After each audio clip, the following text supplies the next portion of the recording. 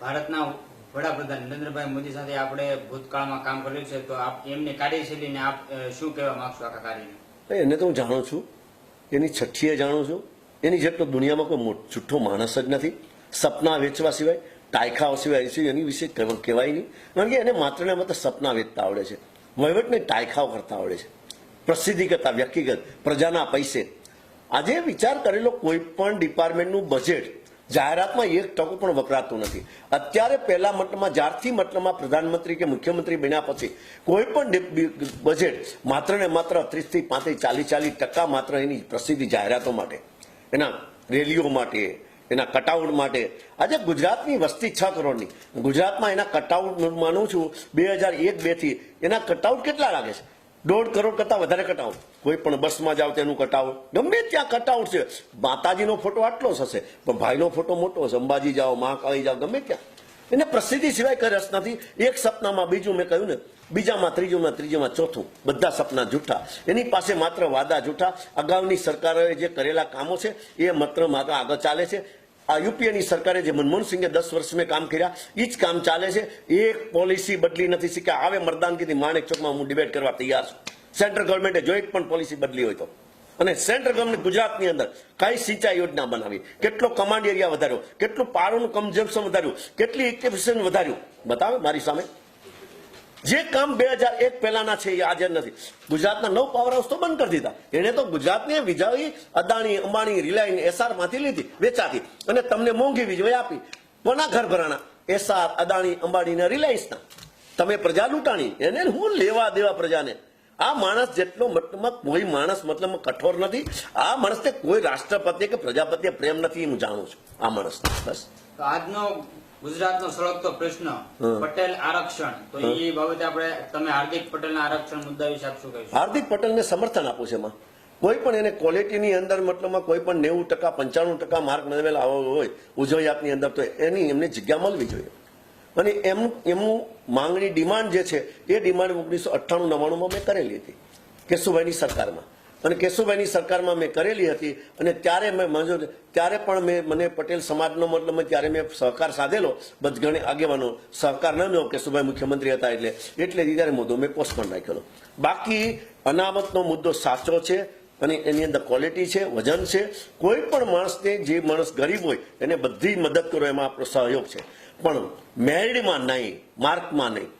90% mark વાળો આગળ જવો જોઈએ, 40% માર્ક વાળો આગળ નહીં જાય. 40% માર્ક વાળો ઓપરેશન કરે, 40% વાળો બ્રિજની ડિઝાઇન બનાવે, તો એ બ્રિજ પડી જ જાય ને ઉદઘાટન પહેલા. તો 90% માર્ક વાળાના વિદ્યાર્થી 95% માર્ક, એ ક્વોલિટીનું પ્રાધાન્ય હું આપું છું. અને પ્રાધાન્ય આજે નહીં, વર્ષોથી આપતો આવ્યો છું. ક્વોલિટીને પ્રાધાન્ય મળવું જોઈએ. આગામી દિવસોમાં નીતિન પટેલ કતારગામમાં આવે છે, તો એ વિશે કોંગ્રેસ કોઈ પ્રદર્શન? નીતિન પટેલ કતારગામમાં નહીં, ઘેરે ઘેરે જાહેર આવે તો એને ક્યાં એના બાપની દિવાળી છે? એને તો મતલબ પ્રજાના ખર્ચે જવાનું છે, હેલિકોપ્ટર પ્રજાનું છે, ગાડીઓ પ્રજાની છે, અને કામ તો કરવું નથી. જેમ ઓલા મુખ્યમંત્રી કામ નહોતા કરતા, આ મુખ્યમંત્રીને એને તો સપના વેચવા જવાનું. ઓલા મોટા સપના વેચે, આ નાના સપના વેચે. સપના જ વેચે. અને ભાજપનો કાર્યકર્તા નાના સપના વેચે. રાષ્ટ્રવાદ છે જ કે આટલી મોંઘવારી વધી, શું કર્યું ભાજપે? આંતરરાષ્ટ્રીય બજારમાં $142 પેટ્રોલ હતું, આજે 26, 30 ને 40 ગયું. પ્રજાને ક્યાં લાભ મળ્યો? સસ્તું ડીઝલ પેટ્રોલ થયું. તો મને બતાવો. ગુજરાતની અંદર 6,60,00,000 લોકો ડબલ ગ્રેજ્યુએટ છોકરાઓ ગ્રેજ્યુએટ છે, 60 લાખ. અને સરકારના દફતરે નોંધાયેલા આટલા 60 લાખ ગ્રેજ્યુએટ, ડબલ ગ્રેજ્યુએટ માણસ, વ્યક્તિઓ બેકાર હોય. સરકારને ક્યાં પાણી? રોજગારી ક્યાં આપી? રોજગારી ઉલટાની છીનવાઈ ગઈ. 25 તારીખે પીયુસી કમિટીની મિટિંગ હતી પાર્લામેન્ટમાં. 2 કરોડ લોકો બેકાર થયા, અને 2 કરોડ લોકો હજી બે મહિનામાં બેકાર થશે. આ સરકારનો રિપોર્ટ, મારો નહીં, સરકારનો રિપોર્ટ છે.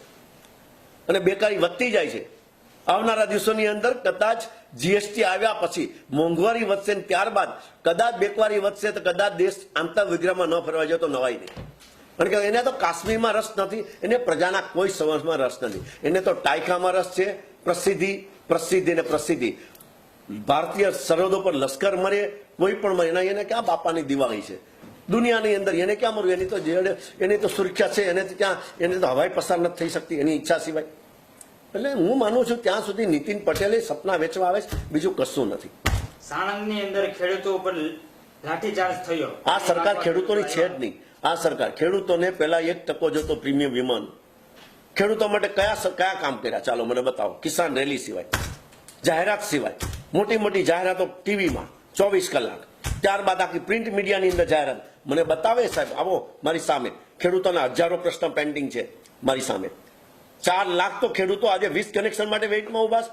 ક્યાં ગામડાના પંચાયતના રસ્તા, કઈ સિંચાઈ યોજનાનું આધુનિક કર્યું, ક્યાં કમાન્ડ એરિયો વધાર્યો, જંતુનાશક દવાઓની અંદર મતલબમાં શું ખેડૂતોને યાર્ડી ભાવ મળે છે, ખેડૂતોને પોષણક્ષમ ભાવ મળે છે, કપાસ હોય, મગફળી હોય કે બાજરો હોય કે ઘઉં હોય કે તુવેર દાળ હોય, ભાવ મળે છે? નથી મળતો. ખેડૂતો માટે શું પ્રશ્ન એને કર્યો? ખેડૂતોને આજના દિવસમાં પાક વીમા યોજનાની અંદર 1% વીમો લેવાનો હતો, એને બદલે 2% નક્કી રહ્યું અને અત્યારે 5 ને 9% સીધા સરકાર કાપે છે અને એને હું ખોડી કાઢું છું. અને આ કેસ હાઈકોર્ટમાં પણ પેન્ડિંગ, હાઈકોર્ટમાં પણ પિટિશન થઈ છે. માત્ર ને માત્ર આ સરકારમાં વીમા કંપનીઓના બખ્ખા છે. વીમા કંપનીઓ ધરખમ નફો કરે છે. વીમા કંપનીઓની અંદર ભાગીદારીમાં સંઘના લોકો વીમા કંપની સાથે ભાગીદારીમાં છે. દરેક વીમા કંપની સાથે સંઘના લોકો ભાગીદાર છે. વાત ચર્ચાઈ રહી છે કે શંકરસિંહ બાપુ જાય છે. એ તો ખબર નહીં ભાઈ, એ તો ઉપરનો પ્રશ્ન છે. જવું હોય તો જાય, જવું હોય તો મારાથી કઈ જવાના નથી, મારા કહેવાથી રોકાવાના નથી. એની ઈચ્છા છે તો રહેશે, એના ઈચ્છા છે તો જતા રહેશે. અને એ પ્રશ્ન તો બહુ મોટો છે અને મારે કેવું એનું અશક્ય છે. ગઈકાલે અનુબાબા જે પૂર્વ એમએલએ છે ભાજપના, એમનો એક સેક્સ કાંડનો જે વિડીયો વાયરલ થયેલો છે, એ વિશે આપ કંઈ કહેશો? કઈ ખબર, એમાં કઈ જ કહેશું નથી. હવે ત્યાં બાપુને વધારે ખબર હોય, કારણ કે નલિયા કાંડે એને ખબર હતી, બધે કાંડે એને જ ખબર હતી. હવે એને કેટલું ઉજાગર કરે ઉપર આધાર છે. બોટાદમાં હમણાં જ સૌની યોજનાનું નરેન્દ્રભાઈ મોદીએ ઉદઘાટન કર્યું, પણ તેમાં એક જ દિવસ પાણી આવ્યું, પછી પાણી આવતું પણ એ તો આવશે જ નહીં.